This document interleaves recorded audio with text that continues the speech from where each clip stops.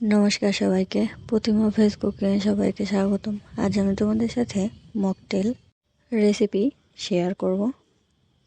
এখানে আমি টেস্টি হজমি নিয়েছি। এবার এই হজমিগুলো ছিঁড়ে নেব।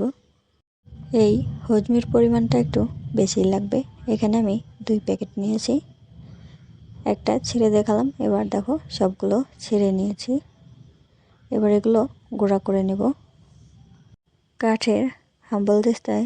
এবার এই হজমিগুলো গুঁড়া করে নেব।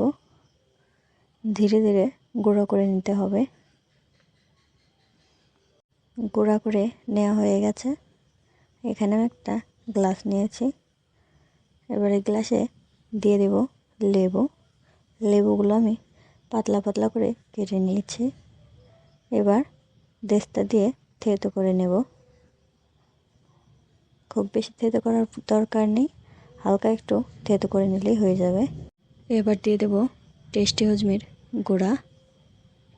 এবার দিয়ে দেব পরিমাণ মতো বিট লবণ, আর দিয়ে দেব 1 চা চামচ চিনি। মিষ্টিটা তোমরা তোমাদের পছন্দ অনুযায়ী দেবে। আর এবার দিয়ে দেব 7 আপ।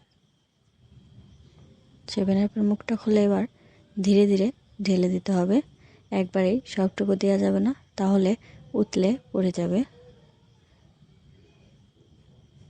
এখানে আমি 2 বারে 7 আপ দিয়ে দিয়েছি। এবার মিশিয়ে নেব। আজকের এই রেসিপিটা ফলো করে তোমরা একবার বানিয়ে খেয়ে দেখবে।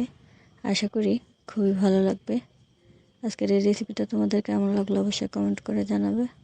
সবাই ভালো থাকবে, সুস্থ থাকবে। নমস্কার।